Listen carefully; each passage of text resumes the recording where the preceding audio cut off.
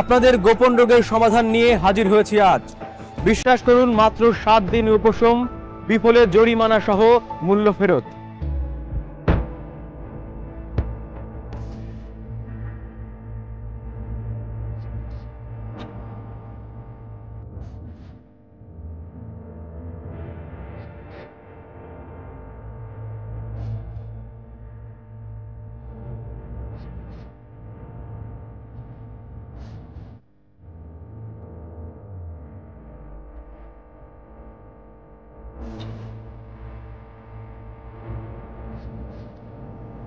আপনাদের গোপন রোগের সমাধান নিয়ে হাজির হয়েছি আজ।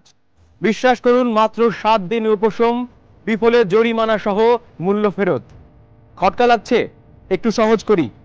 পরিসংখ্যান বলছে বাংলাদেশের পুরুষ জনসংখ্যার মোট 2 ভাগ গোপন রোগে আক্রান্ত, কিন্তু এর চিকিৎসার বাজার 50 কোটি টাকার উপরে, যার কারণে বৈধ ছাতার নিচে গড়ে উঠেছে অবৈধ চিকিৎসা পদ্ধতি এবং প্রতিদিনই বাজারে যোগ হচ্ছে চটকদার সব ঔষধ। খোদের অনুসন্ধানী দল মাকড়সার মধ্যে ছড়িয়ে থাকা সে জালের ফাঁক ফোকর গলিয়ে চেষ্টা করেছিল ঘটনার একেবারে গোড়ায় পৌঁছানোর। যেমনটা বলেছিলাম তার সাথে মিলিয়ে নিন একটু। এই দৃশ্য খোদ রাজধানীর একেবারে নাভিতে গুলিস্তানের মোড়ে। গোপন অঙ্গের সব সমস্যার সমাধান নিয়ে হাজির জনৈক সব জান্তা শমশের। তার কথা মন্ত্রমুগ্ধের মতো শুনছে দারিদ্র্যসীমার নিচে থাকা উৎসুক মানুষগুলো। কেউ কেউ আবার টোপ গিলে হয়ে যাচ্ছেন তাদের খদ্দের।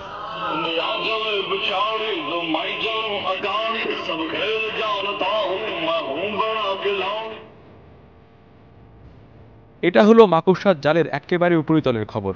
এরপরও আরও অনেক অনেক স্তর পার হয়ে গোড়ায় পৌঁছাতে হবে। সেই চেষ্টাতেই উকি দেয়া পেছনের ঝুপড়িতে, প্রথমে খদ্দের সেজে।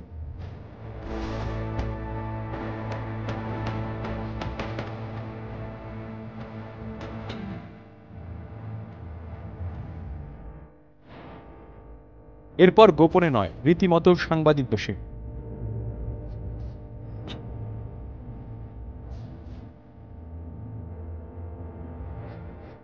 যেরকম আমার কাস্টমার এসে চাইছে একটা পিস ক্যাপসুল আমি ওটা আইনা দিতেছি। আমি একটু বেচা কিনে একটু কমই করি, দেশে থাকি বেশি ভাগে। আমি পরে আরে আছে ওই তখন কিন্তু পরিস্থিতি ঠিক উল্টো। হরিণের দলে বাঘ পড়ার মতো অস্থির হয়ে পড়ে এতক্ষণ বুক ফুলিয়ে খদ্দের পটানো দোকানিরা। লুকাতে ব্যস্ত বাহারি নামের উত্তেজক ঔষধগুলো।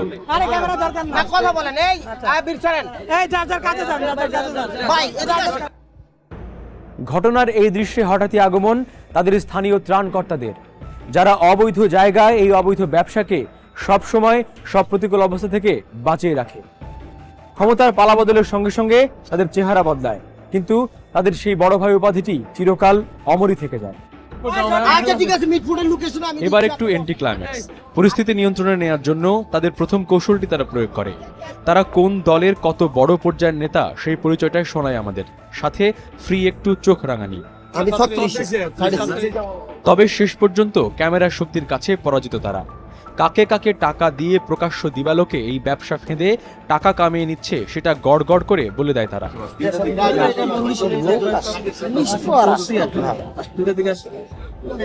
আপনি আইছেন আসলে সাথে বোনাস হিসেবে মেলে সংবাদ পরিবেশন না করার জন্য লোভনীয় কিছু অফার। একটু চা খাই, একটা প্লেটে না হলে 10,000 টাকা পেমেন্ট আছে, পুলিশ পেমেন্ট দিবি। ওটাই তোমার লাগবে জান না, ডিসিও খায়, এসিও খায় ভাই। কার কথা? একটা দিলে 10 ভাগ হয়। সাংবাদিক 50 টাকার জন্য বাইক নিয়ে পড়ে। আপনি দেখেন কি দৃশ্য, কে আসে না, কে নেয় না, কে খায় না, তখন বুঝবেন কে আমি কিন্তু পিছাব না। এই জায়গা যেন হচ্ছে আমাকে দিয়ে কিন্তু হচ্ছে। তবে বড় ভাইদের চোখের আড়ালে কি বলছিল ফুটপাতের ওইসব বিক্রেতারা সেটা একটু শুনে নেওয়া যাক। মিটফুটে তো বিশাল বড় ব্যবসা, এটা তো বড় ব্যবসা, বলা লাগবে না একটা। এমনি এটা কি 100 রুপি আছে দোকান। এবার দ্বিতীয় ধাপে নিয়ে যাব আপনাদেরকে। নদী যেভাবে সাগরে গিয়ে মেশে, ঠিক সেভাবেই এই ছোট ছোট মোড়ের দোকানগুলোর ঔষধ যেখান থেকে সরবরাহ করা হয় ঠিক সেখানে। তবে তার আগে বিরতির একটা বাধা টপকাতে হবে আমাদের।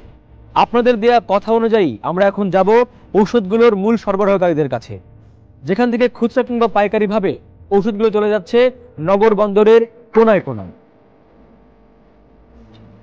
দোকানে ঢোকার আগে একটা তথ্য জানিয়ে রাখি আপনাদেরকে। বাংলাদেশে মোট ঔষধের দোকানের সংখ্যা প্রায় 2,20,000, আর এগুলোর মধ্যে মাত্র 80,000 দোকানের ঔষধ বিক্রি করার বৈধ লাইসেন্স আছে।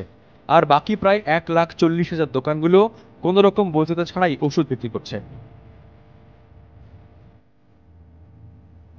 কথাটাকে ধান বানতে শিবের গীত মনে হচ্ছে? একটু খাপছাড়া লাগছে কি? মনে হচ্ছে কি কেন এই কথা বলছি? আসলে আমরা কিছুক্ষণ আগে যেসব ঝুপড়ি দোকানগুলোতে গিয়েছিলাম সেগুলো তালিকার বাইরের। এবার তালিকাভুক্ত সাজানো গোছানো দোকানে অনুমোদনহীন কিংবা প্রেসক্রিপশন ছাড়া এইসব উত্তেজক ওষুধের লেদার্সে বিক্রি দেখাবো আমরা।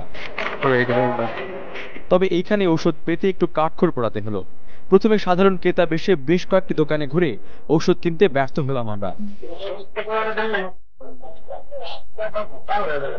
তার মানে ভাববেন না যে এসব দোকানিরা সব সাধু সন্ন্যাসী হয়ে গেছে।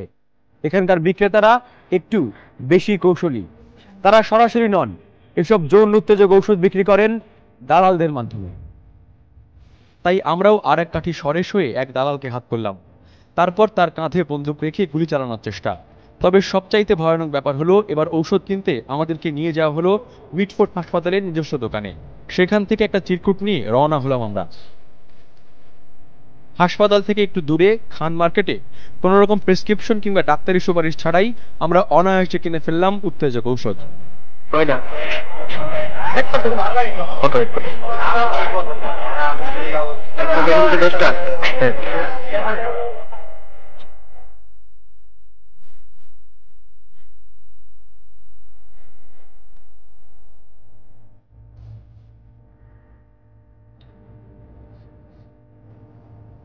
যে ঔষধগুলো আমরা কিনেছি এর মধ্যে দুটো রকম ফের আছে। একটি বৈধ কিন্তু অবাধে বিক্রি উপযোগী নয়, আর একটি সম্পূর্ণ অবৈধ। তার মানে হচ্ছে বৈধ অবৈধ মিলিয়ে চলছে এইসব ঔষধের রমরমা ব্যবসা। কিন্তু এখানে একটি প্রশ্ন তৈরি হয়েছে, বাংলাদেশে কি এসব যৌন উত্তেজক ঔষধের আদৌ কোনো প্রয়োজনীয়তা রয়েছে? এর উত্তর দেওয়ার আগে একটু ভূগোলের পৃথিবীটা ঘুরে আসি। যৌন উত্তেজক ঔষধের ইতিহাস অনেক পুরনো। সভ্যতার শুরু থেকেই এর অস্তিত্ব পাওয়া যায়, কিন্তু যুগের বদলের সাথে সাথে এর সাথে যোগ হয়েছে আরও আধুনিকতা। উন্নত বিশ্বে এসবের চল শুরু হয়েছে আরও অনেক আগে থেকেই। আর কয়েক বছর আগে ভায়াগ্রা নামের এক ঔষধ মোটামুটি বাজারে বিপ্লব ঘটিয়ে দিয়েছিল। আমাদের দেশের লোকও কিন্তু ধর্ম মানে বয়সের সময় তাদের কতগুলো বিবর্তন ন্যাচারালি ঘটে যায়, ওয়েস্টার্ন ওয়ার্ল্ড লাইফ তারা লিড করে না। সো সেই ফ্রেমে কিন্তু আমাদের প্রয়োজনীয়তা কতক্ষণ আছে সেটা নির্ণয় করা যায়নি। সুতরাং সেই জন্য এই ড্রাগটা এদেশে দরকার কি দরকার না এটা নিয়ে কন্ট্রোভার্সি রয়ে গেছিল। কিন্তু ব্যবসায়ী যারা এটা করবে তারা কিন্তু এটার একটা প্রচুর বড় মার্কেট দেখেছে, নট অন দ্য প্রয়োজনের ব্যাপারে।